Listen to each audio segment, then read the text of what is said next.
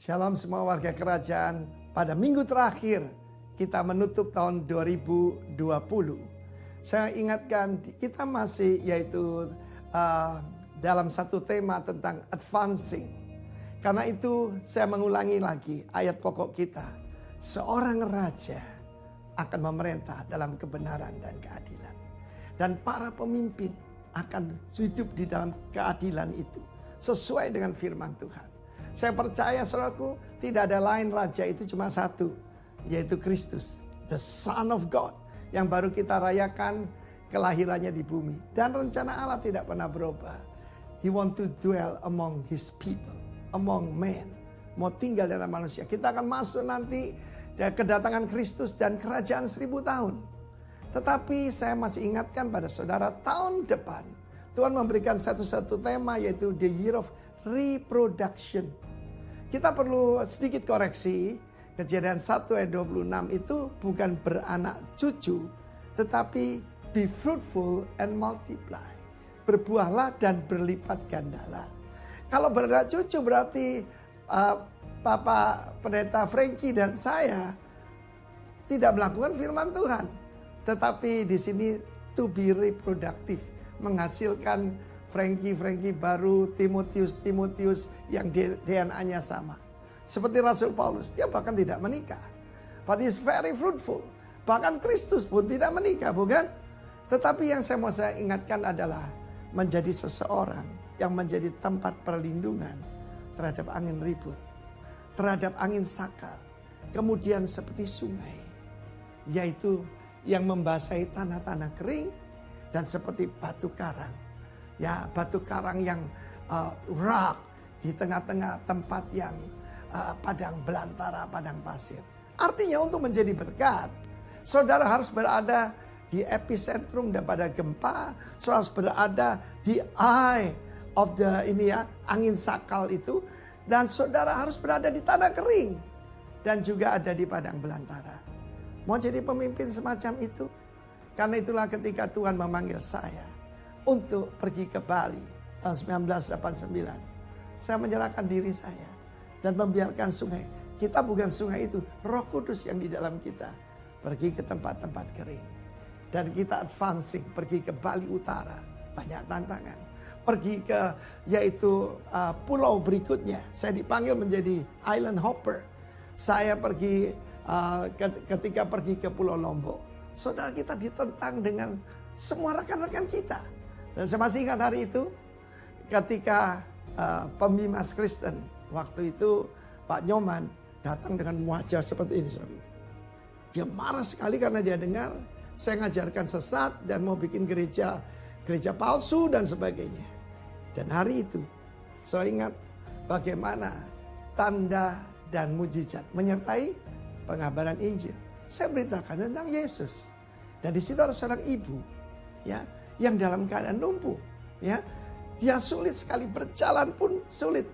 Dia makan setiap hari itu kura-kura kecil, malah jalannya kayak kura-kura. Tapi atas nama Yesus, ibu itu jalan bahkan berlari. Pak Nyoman berdiri ke sebab apa? Itu keluarga dari istrinya. Jadi saya tidak usah ngomong banyak. Tanda dan heran menyertai perkabaran Injil. Come on, advancing the kingdom. Tanda dan mujizat. Tempatkan dirimu di tempat saudaraku, di mana ada keributan, kesukaran. Dan saya masih ingat ketika tahun 2000 terjadi kerusuhan di Mataram, justru terjadi terobosan luar biasa. It will happen again dalam nama Yesus. Come on, reproduction in Jesus name. Amin. Bapak Ibu yang dikasihi Tuhan, kita akan renungkan bersama-sama firman Tuhan pada pagi hari ini. Dan kita akan belajar, ada di layar kita, sudah bisa dilihat. Kita akan belajar dari sebuah kisah tentang seorang raja yang kehadirannya, munculnya di dalam Alkitab bukan dengan prestasi yang bagus, tapi muncul dengan prestasi yang ironi, ya. Siapa itu? Dia adalah Raja Belshazzar. Saya beri judul belajar dari Belshazzar, sebuah evaluasi ya. Kita belajar dari sejarah lagi-lagi, dari firman Tuhan, baik dari keberhasilan orang maupun dari kegagalannya. Dan Tuhan taruh kemarin ketika Bapak Gembala membicarakan dengan kami bahwa saya harus bertugas, Tuhan taruhkan hal ini dan ini sebuah evaluasi buat kita bersama-sama. Ya, ini masih tersisa kurang lebih 4 hari ke depan, kita akan mengakhiri secara kalender tahun ini dan akan berganti dengan tahun yang baru. Sebagaimana di dalam perusahaan-perusahaan tentu akan ada evaluasi ya. Kita menghitung kembali dan seperti apa yang terjadi sepanjang perjalanan tahun ini.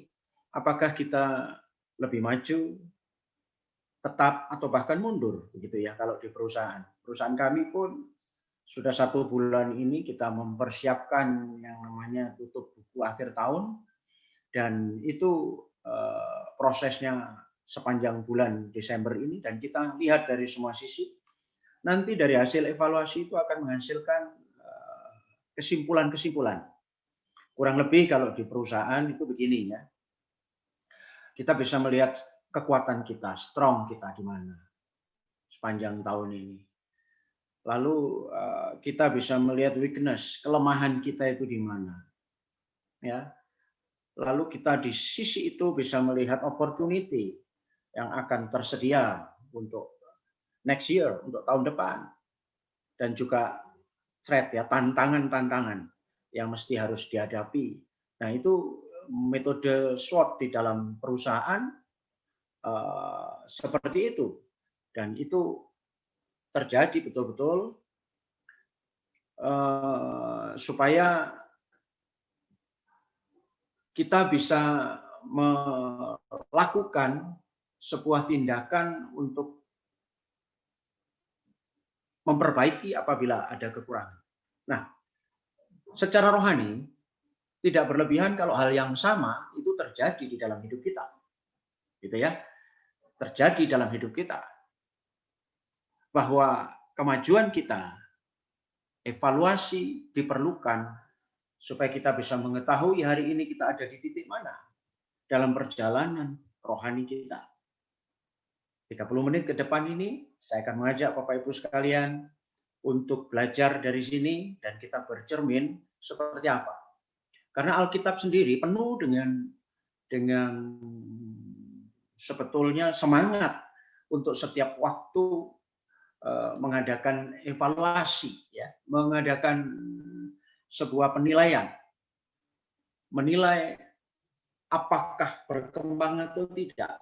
Saya kutipkan salah satu semangat Alkitab itu di dalam 1 Korintus 13 ayat 12 sampai 13, firman Allah yang hidup. Tetapi ada bermacam-macam bahan yang dapat digunakan untuk membangun di atas dasar itu.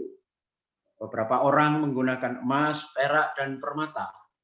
Beberapa orang lagi membangun dengan kayu, rumput, malah dengan jerami.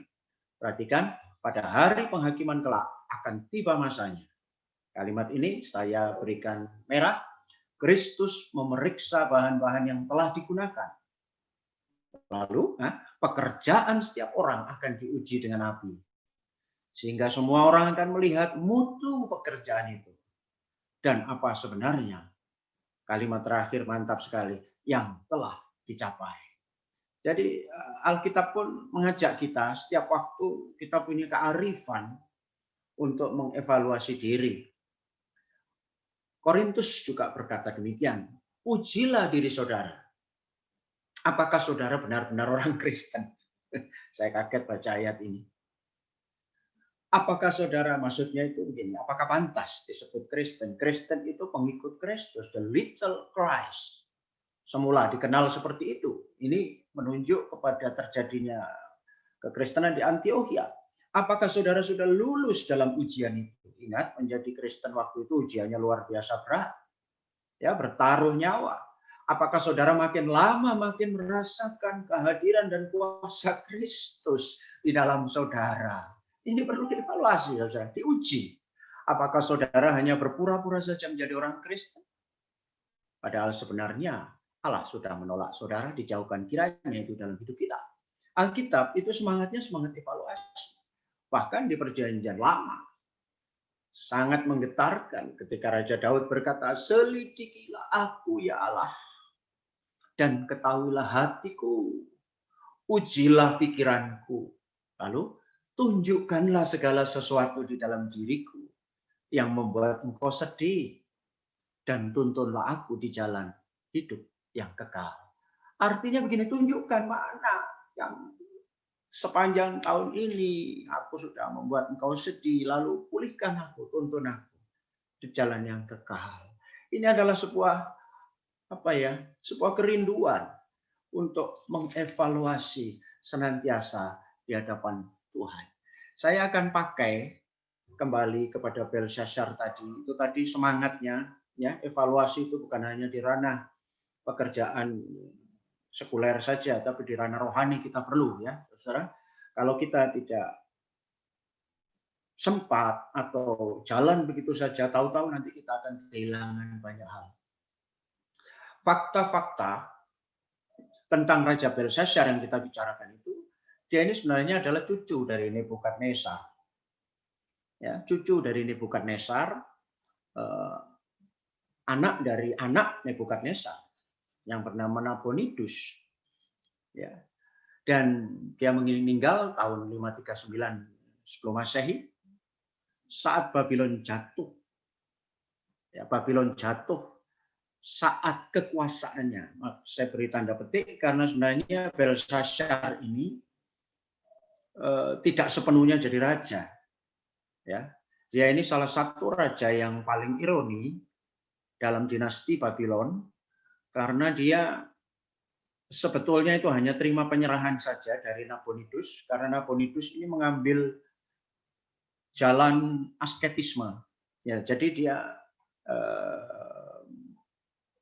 retreat panjang kalau bahasa sekarang, bertapalah begitu jauh di daerah Mesir, dan dia tinggalkan kerajaannya itu, dipasrahkan kepada anaknya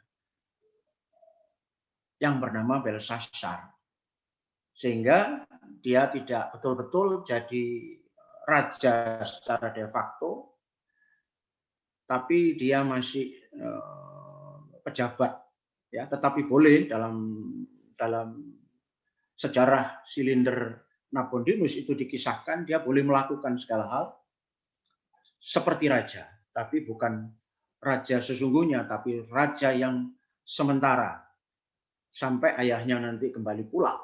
Tapi justru pada masanya kekuasaannya yang hanya sementara itu malah gagal dipertahankan dan dia jatuh oleh karena diserang oleh Raja Kores dari Media dan Parsi.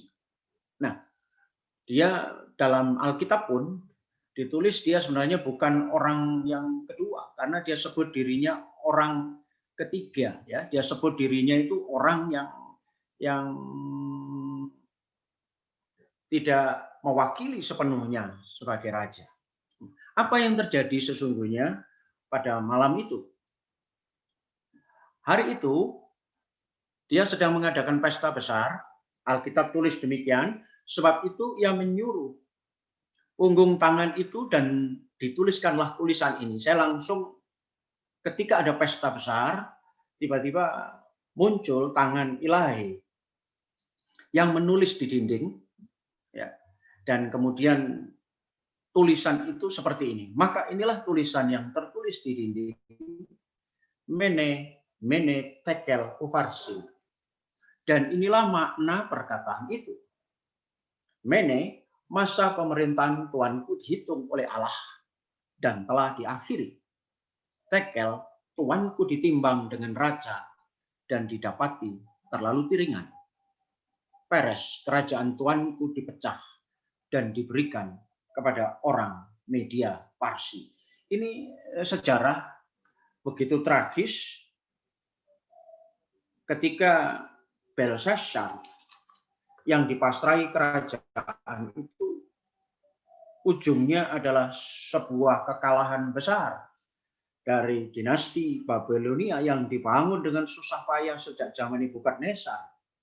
kemudian Abel Merodak dan lain-lain, dan akhirnya harus berakhir dengan cara yang seperti itu karena memang pada waktu itu, malam itu, ada sejarawan menulis itu malamnya tanggal 15 Oktober kurang lebih atau 14 Oktober 539 sebelum Masehi, ketika dia mengadakan pesta, tiba-tiba evaluasi dari Tuhan datang lewat tulisan yang ada di dinding itu, dan vonis itu tiba bahwa engkau terlalu ringan.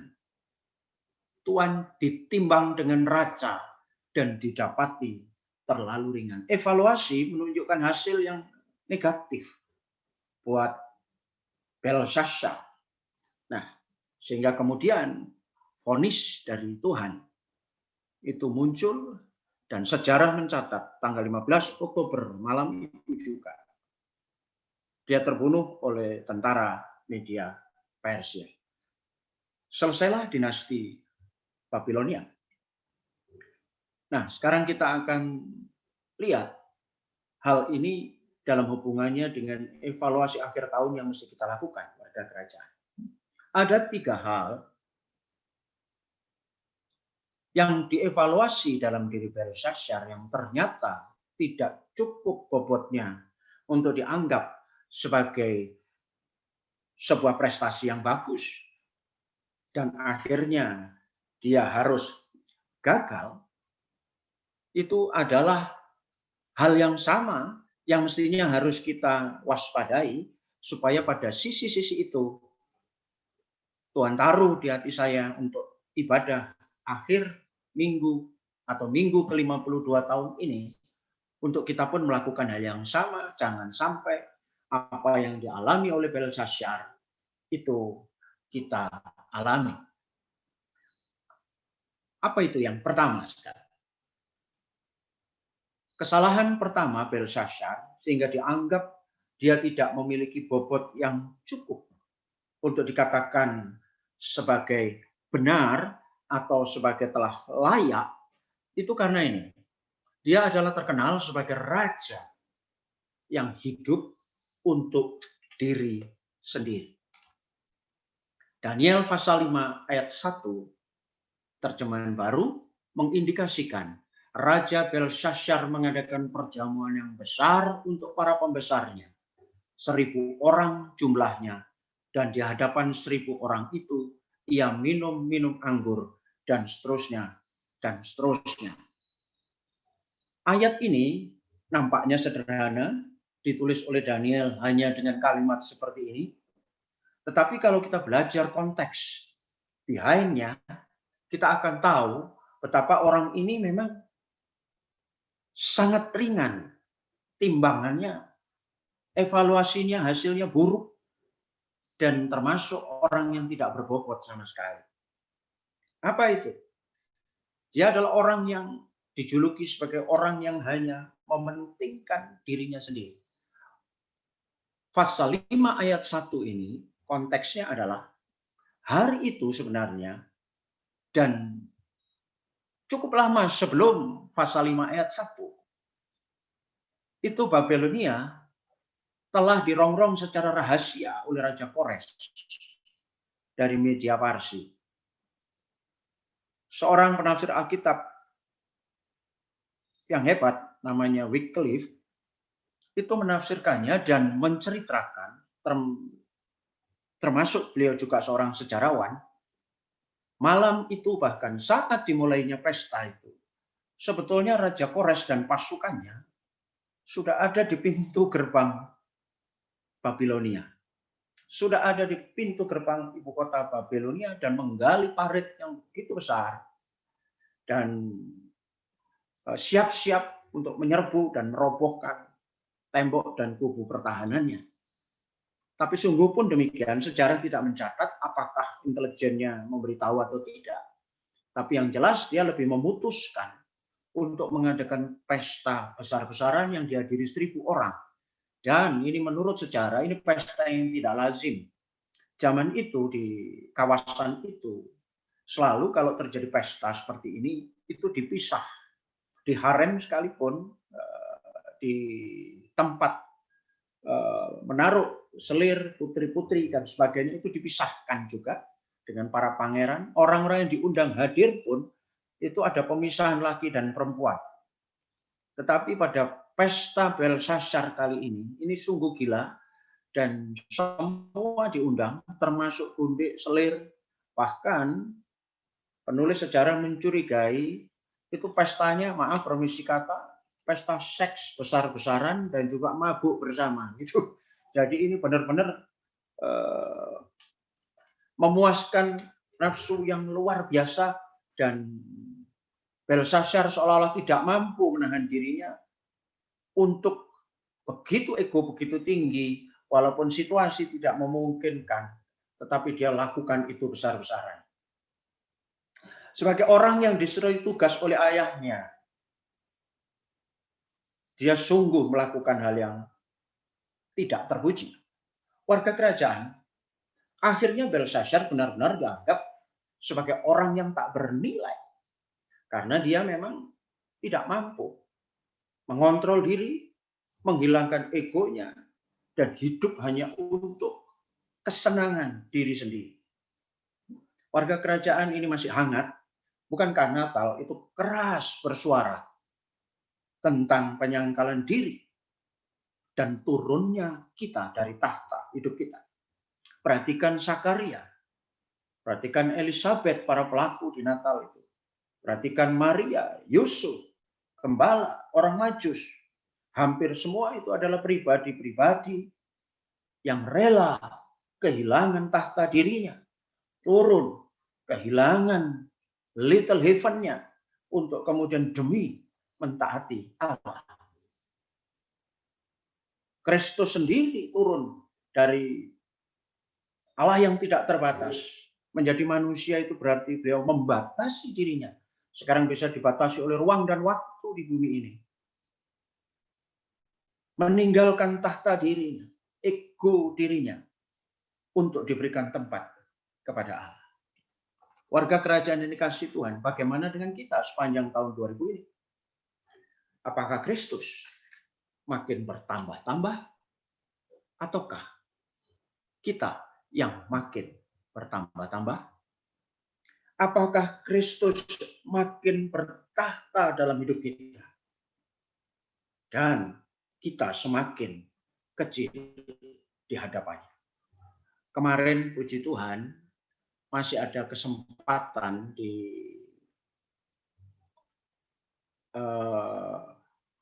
saat selesai Natal, kami, saya dan Pak Sugiarto dapat berkat, dapat tugas untuk memakamkan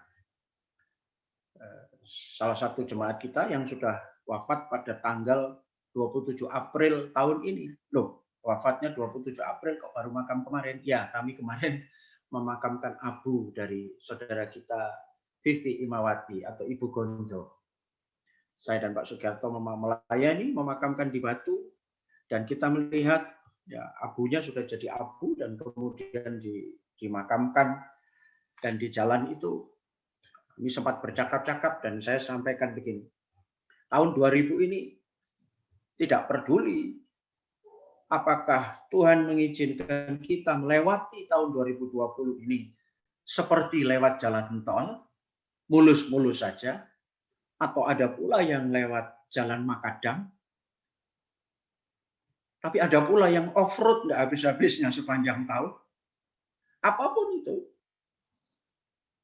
hasil akhirnya harusnya hidup kita harus makin seperti Yesus. Semua peristiwa-peristiwa itu menjadi tidak penting sepanjang akhirnya adalah Yesus makin bertahta besar dalam hidup kita dan kita semakin kecil adanya. Hakikat mengikut Tuhan adalah warga kerajaan makin berkurangnya kita dan menjadi Yesus yang semakin besar. Nah, ini ayatnya tadi ya. Dia itu hanya orang yang bisa membaca, tadi itu saya lupa terangkan ini, orang yang bisa membaca arti dari tulisan tangan itu akan jadi orang ketiga. Jadi dia orang kedua, orang pertama adalah Bapaknya. Nah ini, Kita harus semakin besar, tetapi aku harus makin kecil, kata Yohanes. Bahkan pada titik tertentu, dengan gagah kita harus berani seperti Rasul Paulus. Namun aku hidup, tetapi bukan lagi aku sendiri yang hidup, melainkan Kristus yang hidup di dalam aku. Dan hidupku yang kuhidupi sekarang di dalam daging adalah hidup oleh iman dalam Anak Allah yang telah mengasihi aku dan menyerahkan dirinya untuk aku. Ini adalah target untuk menjadi evaluasi kita, bahwa ujung dari perjalanan itu, Yesus harus makin besar, akunya harus semakin hilang dalam semua aspek, dan akhirnya memang sama sekali tidak ada. Yang ada adalah Kristus di dalam kita. Di sini Belshazzar gagal. Dia tetap sampai akhir vonis itu datang. Dia masih tidak mau turun tahta hatinya dan lebih menuruti dirinya. Sampai sejarah mencatat dia satu-satunya raja yang gagal karena memang sama sekali tidak memperdulikan tugas kerajaan yang diberikan kepadanya. Sibuk dengan kehendak diri dan tidak bisa lagi menguasai dirinya. Yang kedua, jemaat yang dikasihi Tuhan. Selain Belshazzar gagal untuk turun dari tahta hatinya dan mementingkan diri sendiri, dia dinilai ringan. Yang kedua, karena dia dinilai tidak mengenal Tuhan dengan benar. Daniel pasal 5 ayat 22 sampai 23 firman Allah yang hidup.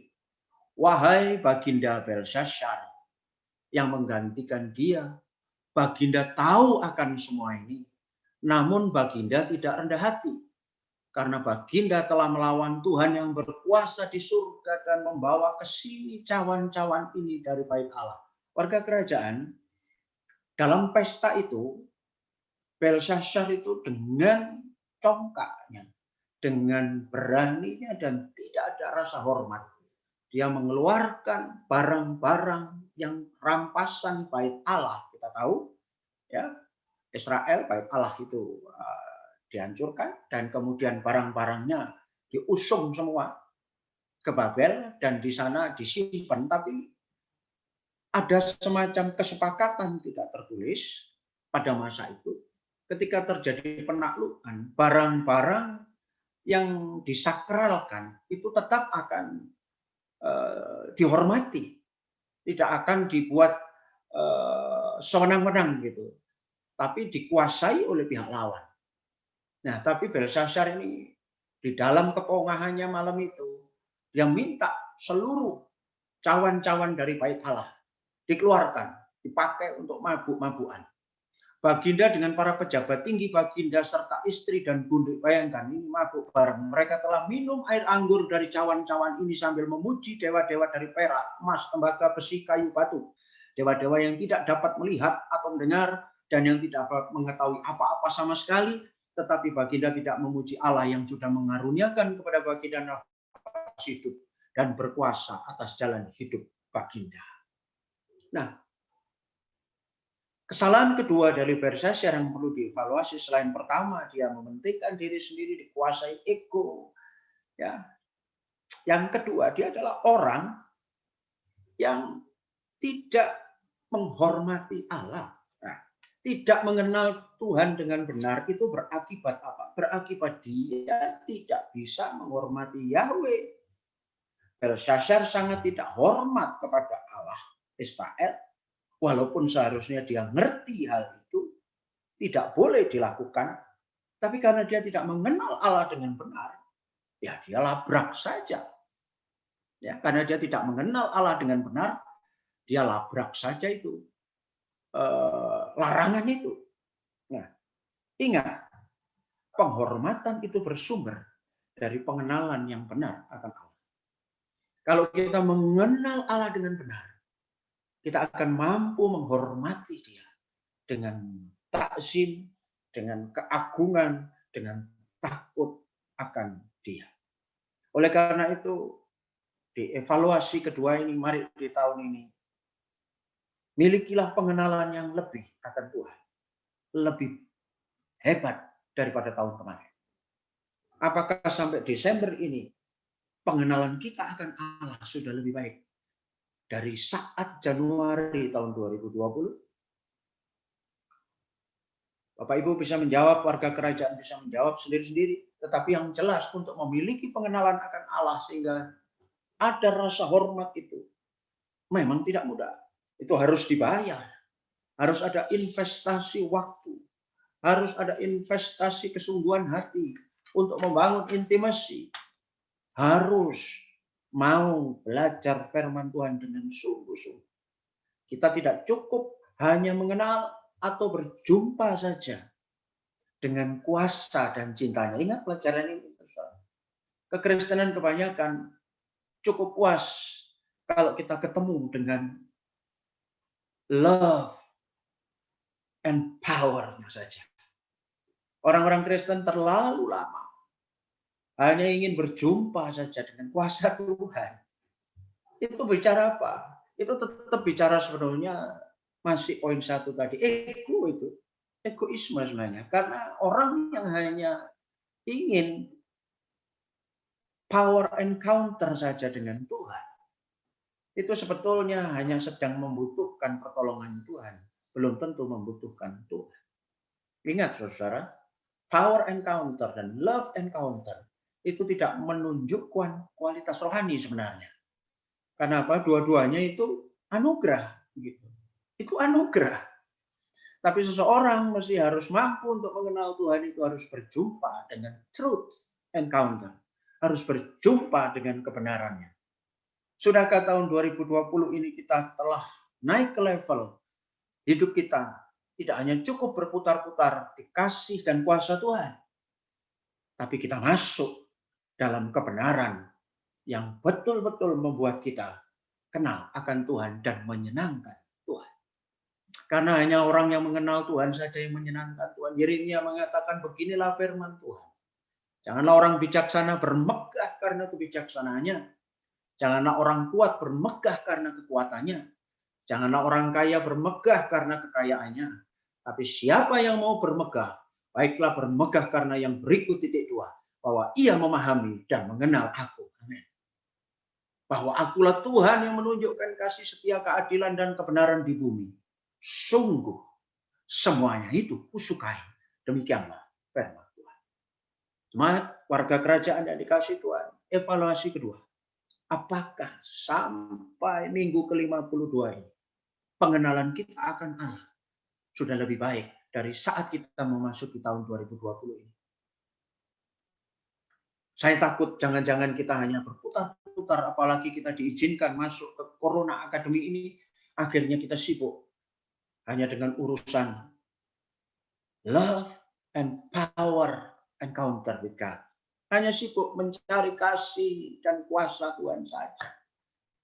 Dan kita lupa, sesungguhnya kita harus berjumpa dengan kebenaran. Dan kebenarannya itu hanya bisa didapat ketika kita meluangkan banyak investasi waktu, tenaga, dan mau bayar harga untuk menggali kebenaran firman Tuhan. Bertahun-tahun kekristenan, jangan sampai kita termasuk orang yang salfok istilahnya. Salah fokus. Yang kita kejar hanya cinta dan kuasa Tuhan saja. Jujur saudara, murid-murid pun 3,5 tahun itu setiap hari berjumpa dengan kasih dan kuasanya. Tapi akhirnya mereka di ujungnya mereka tercerai-berai dan hampir-hampir kalau bukan karena Tuhan sendiri yang kemudian datang memulihkan mereka. Mereka tentu ketika dievaluasi akan sama, mene-mene, tekel ufarsin. Ditimbang ternyata tidak ada bobot mutunya sama sekali. Dan itu sama sekali mendukakan Allah. Warga kerajaan yang dikasih Tuhan, kita bisa honor atau dishonor terhadap Tuhan. Itu tergantung seberapa kita kenal kepada pribadi itu hari lepas hari. Kesalahan Belshazzar adalah dia tidak pernah berjumpa dengan hal itu. Dan dia tidak mengenal Allah. Sehingga dengan beraninya dia. Padahal nenek moyangnya, Nebukadnezar sendiri pernah mengalami itu. Dengan kesombongannya dia dijatuhkan, tapi dia bertobat dan dipulihkan. Pelajaran itu tentunya dia ngerti. Karena tradisi pada zaman itu selalu diceritakan kepada generasi-generasi berikutnya. Tapi rupanya Belshazzar tidak mau belajar dari kesalahan yang pernah terjadi pada nenek moyangnya. Dan dia jalan saja tanpa pengenalan akan Allah. Mari warga kerajaan, kita sudah masuk minggu terakhir. Apakah pengenalan kita akan Tuhan itu tetap lebih maju ataukah malah mundur sebenarnya karena situasi-situasi yang terjadi hari ini? Yang terakhir, kenapa Daniel dianggap timbangannya itu sangat ringan dan dianggap gagal dalam evaluasi Tuhan? Dia adalah salah satu pribadi yang terkenal tidak berkontribusi bagi kerajaan Allah, insignifikan. Orang ini tidak, tekel artinya telah ditimbang. Baginda sudah ditimbang dengan Raja Allah, kata firman Allah yang hidup. Dan ternyata Baginda terlalu ringan. NIV version menyebut tidak ada beratnya. Terjemahnya. Jadi orang itu kan konyol ya. Setelah sekian lama ikut Tuhan, lalu sampai pada titik evaluasi, Tuhan mendapati tidak ada bobotnya sama sekali. Tidak signifikan bagi kerajaan Allah. Warga kerajaan, pertanyaannya adalah, kita sudah memasuki minggu terakhir di tahun ini. Apakah hidup kita sepanjang tahun ini punya signifikansi bagi kerajaan Allah? Apakah hidup kita ini punya bobot yang berdampak bagi kepentingan Allah di bumi ini? Itu kita perlu evaluasi. Tuhan Yesus yang baru saja kita rayakan dalam Natal, hidupnya pendek di bumi ini, cuma 33 tahun. Dan yang efektif melayani cuma kurang lebih 3,5 tahun. Tapi itu sungguh-sungguh signifikan bagi kerajaan Allah. Karena dia begitu totalitas memberikan semuanya untuk Bapaknya. Bagaimana dengan kita? Ini jadi bahan evaluasi. Apakah kita menjadi Kristen yang berbobot? Yang dalam arti Allah disenangkan. Kehidupan kita punya dampak langsung terhadap kerajaan Allah. Punya signifikansi. Apakah semua yang kita kerjakan dalam hidup kita sepanjang bulan atau sepanjang tahun ini menyentuh kepentingan Bapa di surga? Atau bahasa yang sering Jemaat GBI Rock Malang dengar, apakah semua aktiviti kita sepanjang tahun ini berkorelasi dengan kekekalan? Ini sungguh-sungguh menakutkan, saudara. Kalau tiba-tiba tangan itu tiba-tiba datang menulis.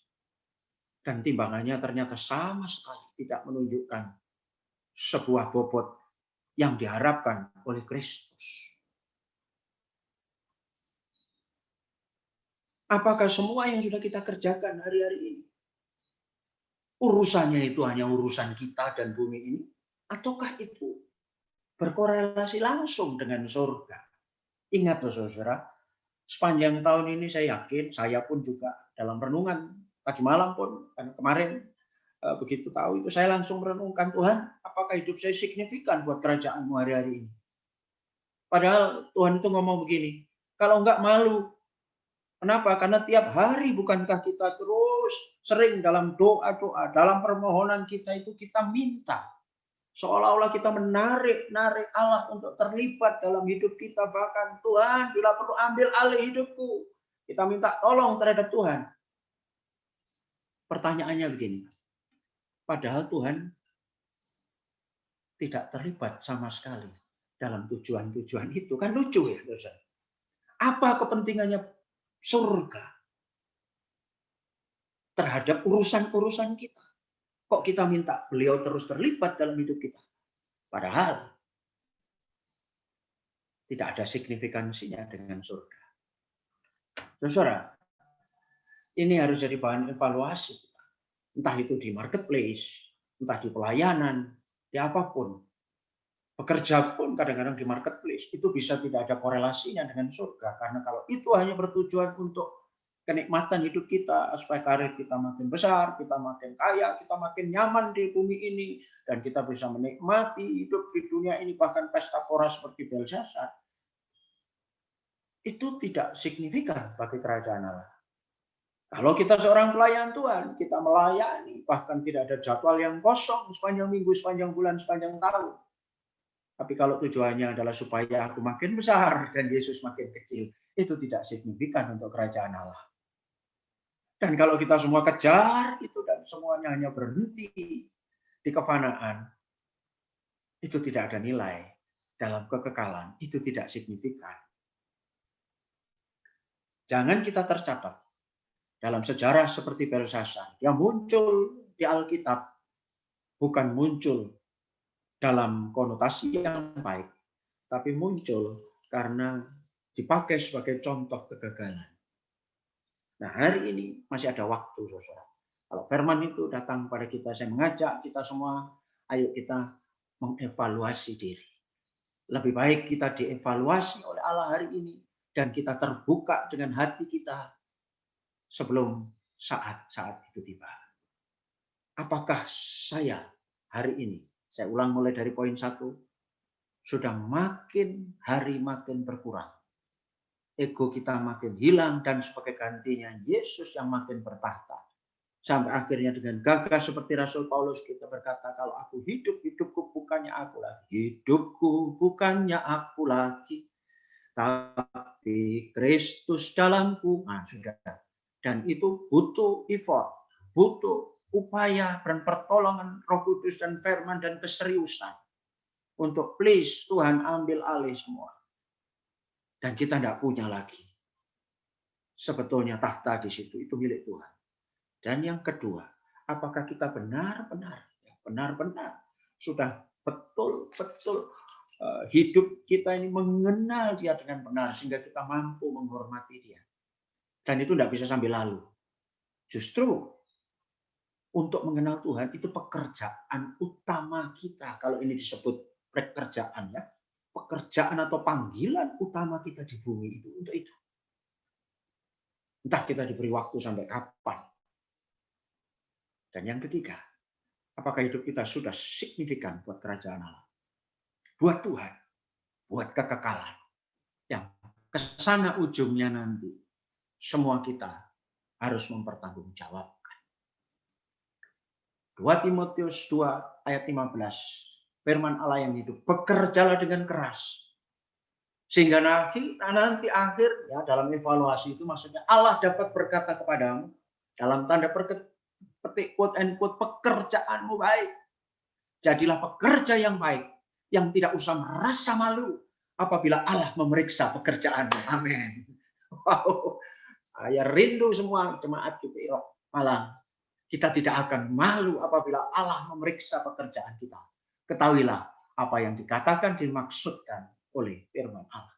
Jadilah pekerja yang baik, jadilah warga kerajaan yang baik, yang kita tidak akan malu apabila Allah satu ketika datang mengevaluasi kita. Dan setiap hari melihat kita, lalu kita akan mendapat puji-pujian dari Allah. Jemaat yang dikasihi Tuhan, ada waktu 4 hari ini, ayo yang belum sempat evaluasi, yang belum sempat dalam tema yang lain disebut sela, pause sebentar, berhenti dari semua kegiatan, kontemplasi, gunakan waktu ini. Koreksi kembali. Capaian-capaian jasmani tidak ada artinya kalau kita tidak signifikan dalam hal kekekalan. Capaian-capaian di bumi ini semua akan dirusakkan, ngengat dan karat. Dan pada akhirnya nggak ada artinya. Kecuali kita punya arti yang signifikan terhadap kerajaan Allah. Kata akhir, penyesalan sering terjadi bukan karena kita melakukan kesalahan atau bodoh. Tetapi karena kita tidak mengevaluasi atau gagal mengevaluasi dan belajar dari kesalahan-kesalahan yang terjadi. Hari ini, kalau kita masih diberi waktu, inilah waktu terbaik Di tengah hingar-bingar dunia dengan segala persoalannya hari ini. Yang satu belum selesai, yang satu datang lagi. Dan yakinlah kalau kita hanya berpatokan pada hitungan kalender, 1 Januari 2021 itu adalah sebenarnya kelanjutan dari 31 Desember 2020. Dan firman Tuhan berkata tidak ada yang baru sebetulnya di bawah kolong langit ini. Kecuali kita mampu pada setiap titik kita dengan rendah hati mau mengevaluasi hidup kita bersama-sama dengan Tuhan. Dan apabila didapati di sana kekurangan, kita segera, oh Tuhan, saya mohon ampun. Dan pasti Tuhan akan memulihkan kita. Lebih baik hari ini kita mengevaluasi diri daripada sesal kemudian tidak berguna. Ini jemaat yang dikasih Tuhan yang dapat saya sampaikan. Kiranya isi hati Tuhan ini mengiringi tutup tahun kita. Puji Tuhan, kita bisa lakukan. Apakah kita semakin hari semakin memberi Yesus itu tahta di hati kita? Apakah semakin hari kita semakin mengenal, akhirnya timbul rasa hormat? Apakah hidup kita ini sudah full, penuh, signifikan untuk hal-hal yang kekal? Sehingga kalau nanti di ayat tadi datang, kita akan jadi pekerja yang baik, yang tidak usah malu apabila Tuhan memeriksa pekerjaan-pekerjaan kita. Mulai dari kita yang melayani, atau semua warga kerajaan, di bidang apapun saudara ada, saudara akan selalu siap apabila ada evaluasi, dan saudara tidak takut apa-apa. Karena apa? Karena kita telah lakukan semuanya dengan benar di hadapan Tuhan. Selamat berkontemplasi dan mengevaluasi diri. Kiranya Roh Kudus dan Firman mendampingi saudara, dan saudara mendapatkan sesuatu. Dan kesimpulannya nanti, ketika kita tutup tahun nanti, doa masing-masing untuk diri sendiri dan keluarga, saudara bisa dapati. Terima kasih Tuhan. Tahun ini, saya lebih baik dari tahun kemarin. Terima kasih Tuhan, berkaryalah terus. Jadikan aku semakin fokus kepada yang kekal. Tidak menoleh ke kanan dan ke kiri. Dan itu akan menyukakan hati Tuhan. Selamat mengevaluasi diri jemaat, dan bersama-sama kita evaluasi. Tuhan Yesus memberkati. Sola Deo Gratia. Tuhan memberkati.